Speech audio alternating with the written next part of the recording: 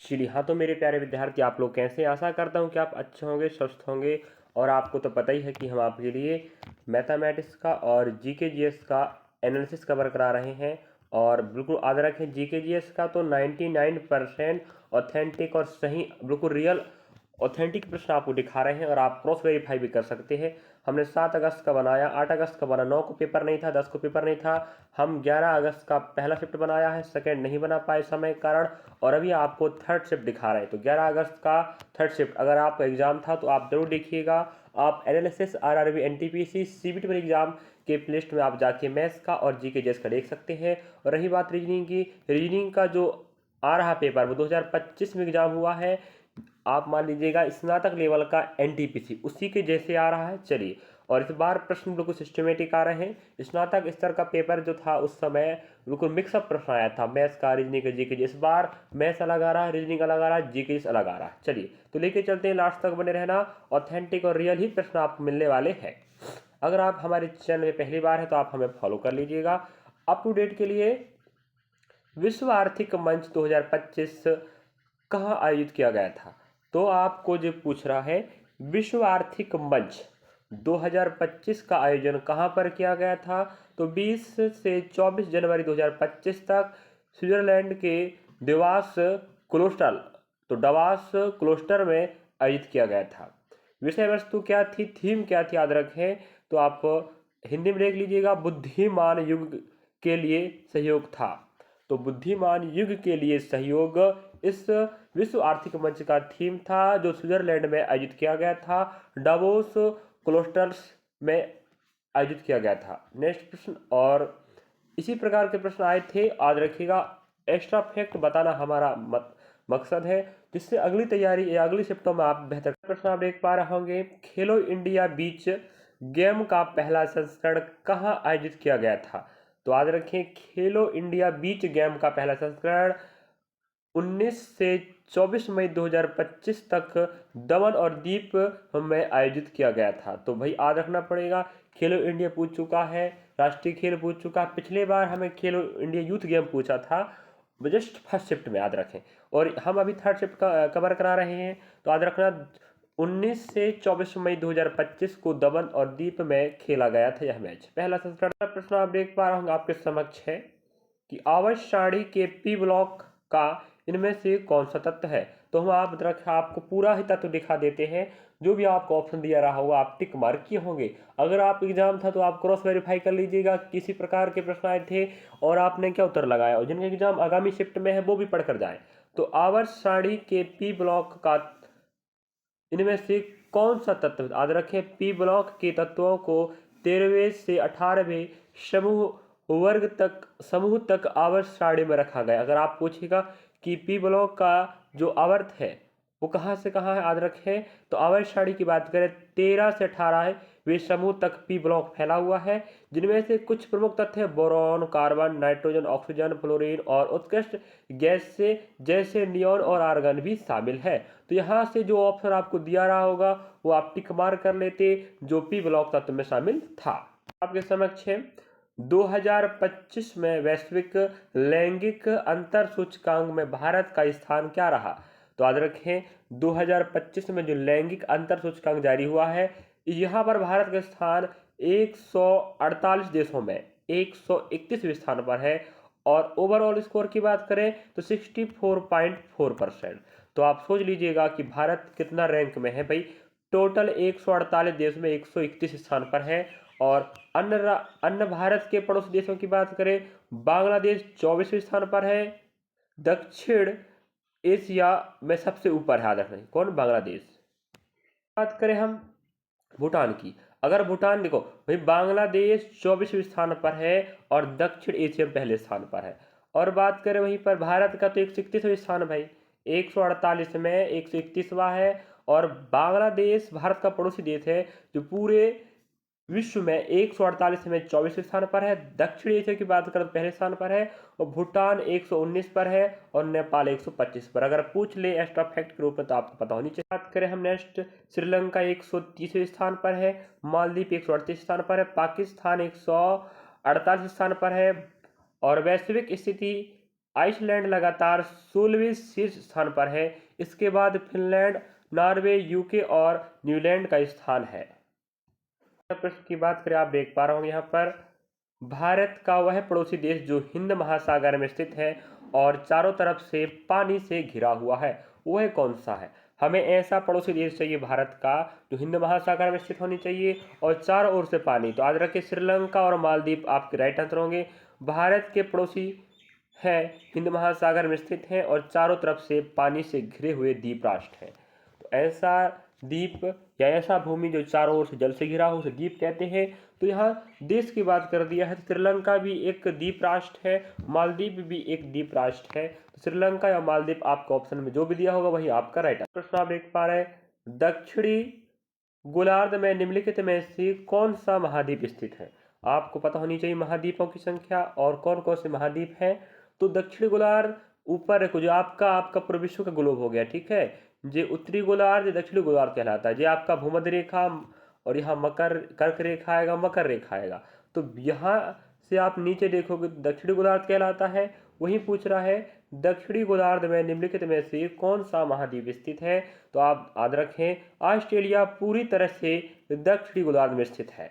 तो ऑस्ट्रेलिया आपने देखा होगा। अगला प्रश्न आप देख पा रहा हूँ, देखिए यहाँ पर हमें कह रहा है कौन सा प्लाज्मोडियम मलेरिया का कारण बनता है?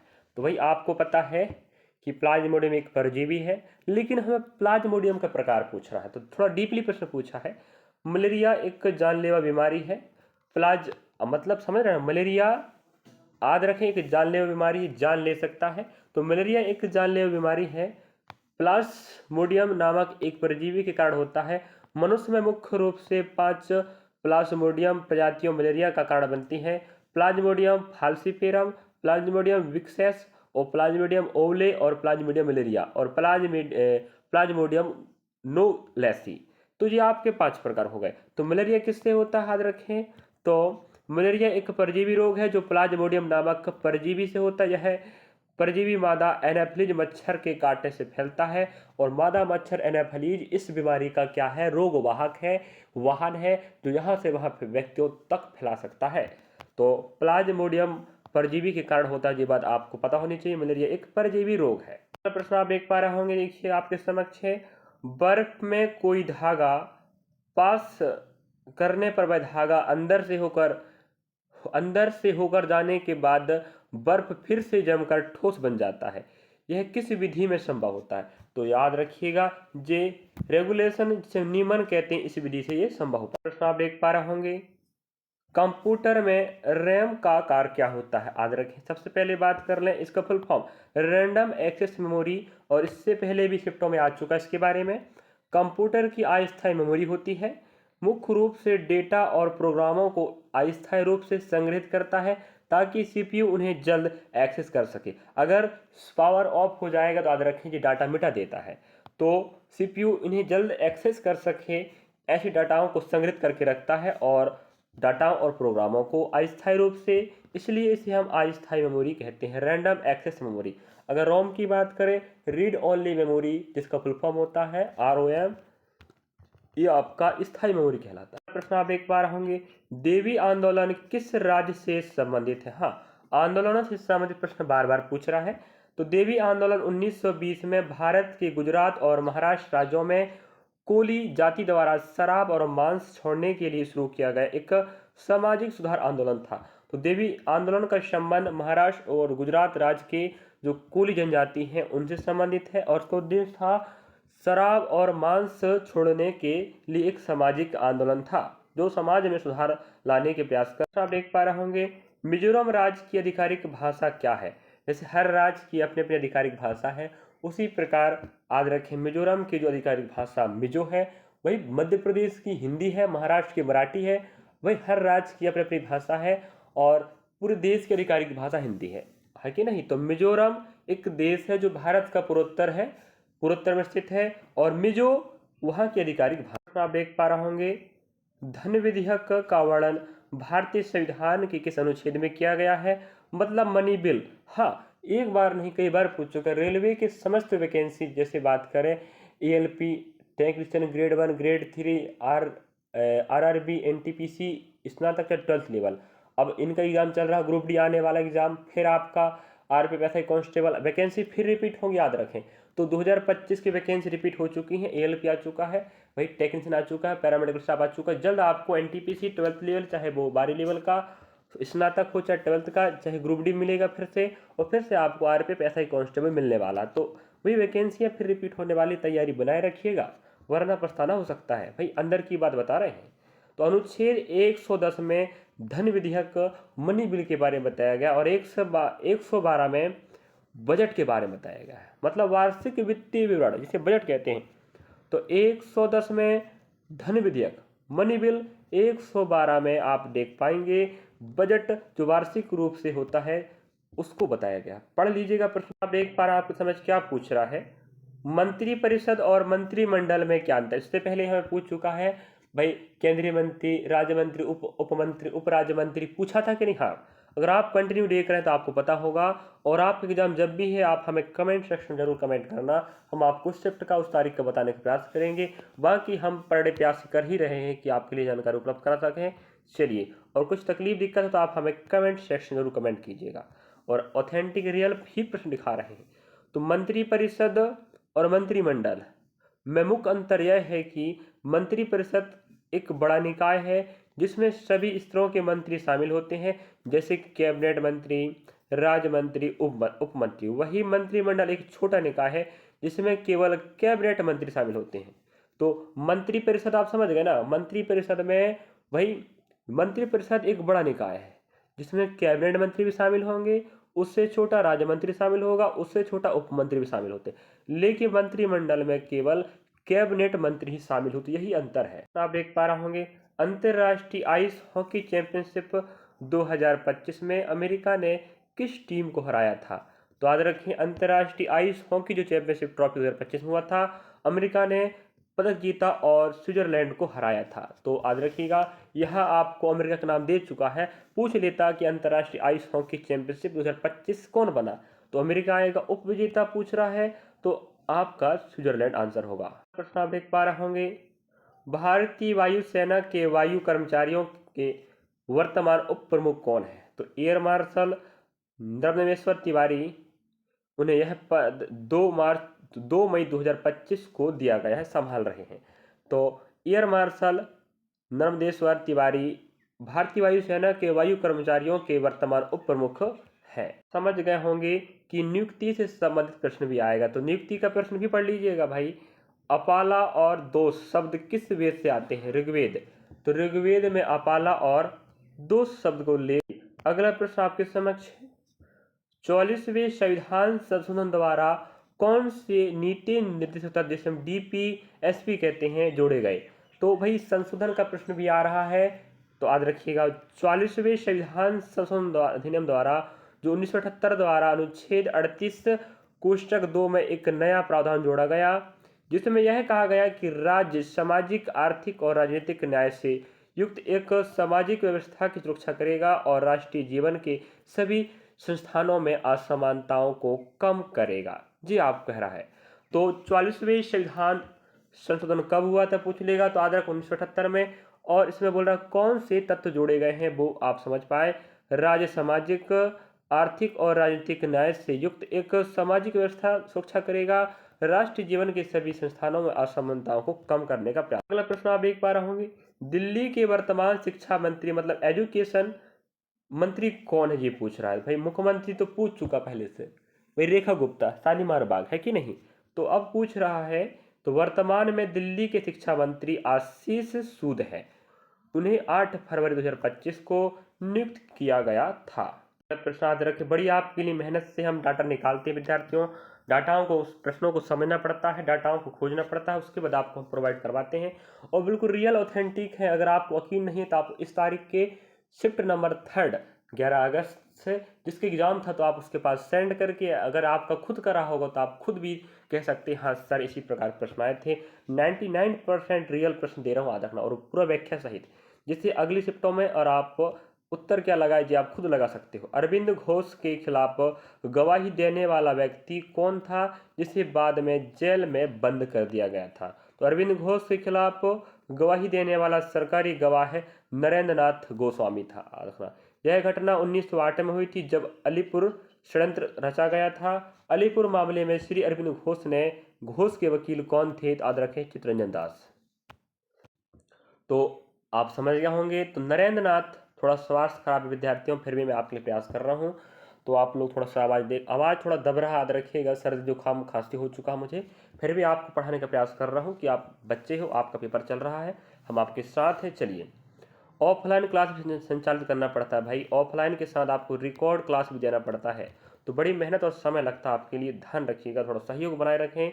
अरविंद घोष के खिलाफ गवाही देने वाला प्रश्न पूछ रहा था, तो याद रखें नरेंद्र नाथ स्वामी आपका राइट आंसर होगा। और 1908 में जो घटना घटा था अलीपुर षड्यंत्र, इसी घटना के कारण अरविंद घोष को दंड दिया जा रहा था, तो उसके खिलाफ गवाही कौन दे रहा था? नरेंद्र गोस्वामी। और अलीपुर मामले में अरविंद घोष के वकील कौन थे? चित्तरंजन दास। ये भी पूछ सकता है। प्रश्न आप देख पा रहे होंगे आपके समक्ष है। चलिए, साइक्लोन अभ्यास 2025 भारत और किस देश के मध्य हुआ था? आपको बता दूं, स्नातक स्तर का एनटीपीसी का भी मैंने देखो, आरपीएफ कांस्टेबल का भी करवाया था मैंने एनालिसिस, और स्नातक एनटीपीसी का भी करवाया था, और अभी 12th लेवल का एनटीपीसी का मैथ्स और जीके चल रहा है। वहाँ आपको बता दूं स्नातक लेवल में भी ये प्रश्न पूछा था। तो साइक्लोन अभ्यास भारत और याद रखें मिस्र के बीच हुआ था, तो पूछ लेगा तो कहाँ पर हुआ था, सब बता रहे हैं। तो भारत और मिस्र देशों के मध्य एक संयुक्त सैन्याभ्यास हुआ था जिसका नाम साइक्लोन है।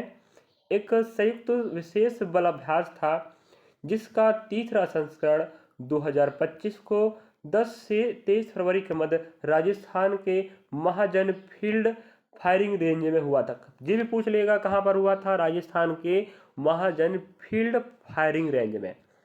और संस्करण तीसरा था। इस अभ्यास का उद्देश्य दोनों देशों के विशेष बलों के बीच समन्वय और सहयोग को बढ़ाना था। अभ्यास साइक्लोन एक वार्षिक कार्यक्रम है जो बारी बारी से भारत और मिस्र में आयोजित किया जाता है। अब देखो, इस बार भारत में हुआ है, अगली बार मिस्र में होगा, तो यहाँ पर फैक्ट पकड़े ना आप, और हर साल होगा। तो साइक्लोन अभ्यास किस किस के बीच में होता है? भारत और मिस्र के बीच में, और हर साल होगा। इस साल भारत में हुआ, अगले साल भाई 2026 में मिस्र में होगा। तो थोड़ा सा आप लोग कॉमन सेंस लगा लीजिएगा अगर प्रश्न पूछ ले तो, कि साइक्लोन अभ्यास अगले साल कहाँ पर होगा। तो समझ गए मेरे हिसाब। शानदार प्रश्न पूछ रहा, आप देख पा रहे हैं आपके समक्ष है। साल 2025 में कितने खिलाड़ियों को मेजर ध्यानचंद खेल रत्न पुरस्कार से सम्मानित किया गया? तो आज रखा 2025 की बात कर रहा है, और चल भी तो 25 रहा है। और वही बात आती है मेजर ध्यानचंद की, जो भारत का खेल जगत का सबसे बड़ा पुरस्कार है। तो याद रखें 4 खिलाड़ियों को दिया गया था। तो हमें पूछ रहा है कितने खिलाड़ियों को, तो आंसर आपका 4 हो जाएगा, और चारों से भी अपना अपना एक प्रश्न बन सकता है। तो देख लीजिएगा प्रश्न क्या बन सकता है। तो मनु भाकर को दिया गया है किस क्षेत्र में? निशानेबाजी में। वहीं डी गुकेश की बात करें, शतरंज के लिए दिया गया। हरमनप्रीत सिंह को हॉकी के लिए दिया गया है, और प्रवीण कुमार को पैरा एथलेटिक्स के लिए दिया गया। तो याद रखना चारों खिलाड़ियों की विधा भी याद रखना कि कौन किस विधा में प्रसिद्ध हैं और कौन से गेम खेलते हैं। और चारों के चारों नाम मनु भाकर, डी गुकेश, हरमनप्रीत सिंह और प्रवीण कुमार, और इन्हें याद रखना तो आपको पड़ेगा ही पड़ेगा, वरना और नंबर आप ऐसे गवा पाओगे। तो आपको पता है 40 नंबर का आ रहा है जीके भाई, और जीएस, यही करंट अफेयर, यही सब कुछ शामिल है। 30 का मैथ्स, 30 का रीजनिंग, और इस बार तो अलग अलग करके दे रहा है, थोड़ा सा आसानी हो जाएगा हल करने। देखिएगा क्या सिंपल सा प्रश्न पूछा था, आप देख पा रहे होंगे। पंचायती राज व्यवस्था में जिला स्तर का सबसे ऊपर का पद कौन सा होता है? तो जिला स्तर पर सबसे ऊपर जिला परिषद के अध्यक्ष का पद होता है। पंचायती राज व्यवस्था में भारत में ग्रामीण प्रशासन की 3 स्तरीय प्रणाली है। ग्राम स्तर पर ग्राम पंचायत, वहीं ब्लॉक स्तर में जन पंचायत समिति, और जिला स्तर में जिला परिषद होता है। की बात करें, हाँ, इस प्रकार का प्रश्न हमें पहले पूछ चुका है। भूमध्य रेखा के आसपास के क्षेत्र को क्या कहा जाता है? तो भूमध्य रेखा के आसपास के क्षेत्र को उष्णकटिबंधीय क्षेत्र भी कहा जाता है। इस क्षेत्र में जो सूर्य की किरणें होती हैं बिल्कुल सीधी पड़ती हैं। हमें इससे संबंधित कुछ प्रश्न पहले भी पूछ चुका है। अब एक बार बहुत शानदार प्रश्न पूछा है। जम्मू कश्मीर में हाल ही में बने सबसे ऊंचे पुल का निर्माण किस नदी पर किया गया है? भाई इससे पहले भी हमें कुछ प्रश्न पूछा है इसी प्रकार का। तो जम्मू कश्मीर में एक पुल बनाया गया है, वो पूछ रहा किस नदी पर बना है और सबसे ऊंचा है। तो जून 2025 में प्रधानमंत्री ने चेनाब रेल ब्रिज का उद्घाटन किया, जो दुनिया का सबसे ऊंचा रेलवे आर्च ब्रिज है। यह रोसी जिले में चेनाब नदी पर बना है और इस पुल की ऊंचाई 359 मीटर है। तो भाई ये महत्वपूर्ण बात हुआ ना। तो 359 मीटर क्या है, ऊंचा है। और देखो, सबसे विश्व का सबसे ऊंचा रेलवे ब्रिज है, तो प्रश्न तो बनेगा कितना ऊंचा, 395 मीटर। कहाँ पर बना है, भारत में, भारत के जम्मू कश्मीर में, और जम्मू कश्मीर के रोसी जिला में। और नदी का नाम क्या रहेगा, चेनाब। और उद्घाटन कौन किया पूछेगा, तो भाई भारत के तत्कालीन प्रधानमंत्री 2025 में किए हैं, ये बात भी याद रखिएगा, जून 2025। नरेंद्र मोदी। प्रश्न आप देख पा रहे होंगे, दैनिक उपयोग में आने वाली कंप्यूटर सेवा इनमें से कौन सी है। मतलब कंप्यूटर की ऐसी सेवा या हमें ऐसी सेवा चाहिए की बात कर रहा है जो दिन प्रतिदिन आप उपयोग करते थे। तो गूगल क्रोम एक ऐसा वेब ब्राउज़र है जिसे लोग रोज़ाना इंटरनेट चलाने के लिए इस्तेमाल करते हैं, इसलिए इसे डेली यूज कंप्यूटर सर्विस के अंतर्गत रखा गया है। पूछ रहा है, देखिएगा शानदार, कि भारत में परिवहन का कौन सा साधन प्रमुख है।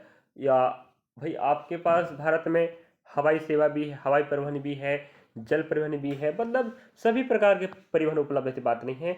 तो रोड ट्रांसपोर्ट सबसे सुगम और सबसे सरल कह सकते हो, और सबसे प्रमुख रूप से है, अधिक मात्रा में, अधिक संख्या में सड़क परिवहन उपलब्ध है। प्रश्न आप देख पा रहे होंगे, अर्थव्यवस्था में निजीकरण का क्या मतलब होता है। तो अर्थव्यवस्था तो आप पढ़ते होंगे। तो अर्थव्यवस्था में निजीकरण का मतलब होता है, अर्थव्यवस्था में निजीकरण का मतलब है सरकारी स्वामित्व वाले उद्योग, सेवाएं या कंपनी संपत्तियों को निजी क्षेत्र को हस्तांतरित करना, ताकि वे निजी प्रबंधन और निवेश के तहत संचालित हो सके। मतलब भारतीय जो कंपनी है राष्ट्र स्तर की, राष्ट्र द्वारा समर्पित है, उन निजी कंपनियों के हाथों में दे दिया जाता है। इसे ही अर्थव्यवस्था का निजीकरण कहा जाता है। और वो अपने हिसाब से फिर कंपनी हो, चाहे कोई उद्योग हो या कोई सेवाएं हो, संपत्ति अपने हिसाब से वो संचालित करते हैं सरकारी चीज़ों। प्रश्न देख पा रहे होंगे, सिंधु घाटी सभ्यता की प्रमुख विशेषता क्या थी। देखिएगा, सिंधु घाटी का प्रश्न हमें पहले पूछ चुका है। तो सिंधु घाटी जो सभ्यता है बहुत प्रसिद्ध है। इसके हमें प्रसिद्धि के कारण पूछ रहा, तो याद रखें, शहरीकरण या जल निकासी प्रणाली। तो सिंधु घाटी सभ्यता की प्रमुख विशेषता है उसकी जल निकासी, याद रखना। तो ऑप्शन आपको दिया होगा शहरीकरण और जल निकासी। तो जल निकासी प्रमुख रूप से सिंधु घाटी सभ्यता, जिसे हड़प्पा सभ्यता भी कहा जाता है, प्रमुख विशेषता है। आप देख पा रहे होंगे, खेलों के संदर्भ में सतत विकास की क्या भूमिका होगी। तो खेलों में सतत विकास का उद्देश्य पर्यावरण, समाज और अर्थव्यवस्था के बीच संतुलन बनाए रखते हुए खेल गतिविधियों का संचालन करना ही सतत विकास कहलाता है। प्रश्न आपके समक्ष है, भारत में लाइसेंस राज्य शब्द निम्नलिखित में से किस अवधि के दौरान सरकार की आर्थिक नीतियों को संबोधित करने के लिए प्रयोग किया जाता है। तो भारत में लाइसेंस राज्य शब्द का उपयोग या प्रयोग वर्ष 1951 से 1990 के दौरान सरकार की आर्थिक नीतियों को संदर्भित करने के लिए किया जाता है।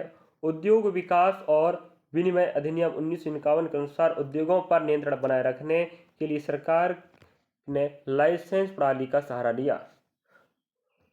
यहाँ पर अब हमारे आपको 40 प्रश्न एग्जाम में आते हैं, तो हमें जितना प्रश्न मिला हम उतना प्रश्न आपको दिखाए हैं। और हम यकीन करते हैं कि आपको अगले शिफ्टों में, अगर 12 तारीख को है, 13 को, 14 को है, भाई उसके बाद फिर 15 को पेपर नहीं रहेगा। तो आप एग्जाम जब भी है आप लोग पढ़ लीजिएगा। और आपको पढ़ना चाहते हो 7 अगस्त का, 8 अगस्त का, 11 अगस्त का, तो हमारे चैनल के playlist analysis RRB NTPC CBT 1 exam पे आप जाके देख सकते हैं, पढ़ सकते हैं। और कोई समस्या दिक्कत हो तो आप हमें कमेंट सेक्शन जरूर कमेंट कीजिएगा। वीडियो अच्छा लगा तो लाइक करना, सब्सक्राइब करना, शेयर करना, और कमेंट सेक्शन में लिखना बोले वीडियो कैसा लग रहा है, क्योंकि वीडियो बनाने में और डाटा निकालने में बड़ी मेहनत लगती है और हम समय देते हैं तब आपको दे पाते हैं विद्यार्थियों। मिलेंगे नेक्स्ट पार्ट में। वीडियो अच्छा लगा तो लाइक करना, सब्सक्राइब करना, शेयर करना, और हम आपके लिए तैयारी करवाते रहेंगे। तैयारी हो चाहे अपडेट हो, रेलवे की चाहे एसएससी बैंक की, हम हमेशा देते रहते हैं। चलिए, थैंक फॉर वॉचिंग। मिलेंगे नेक्स्ट पार्ट में। जब तक आपका इंतजार होगा अगला शिफ्ट का, अगला तारीख का। Thank for watching.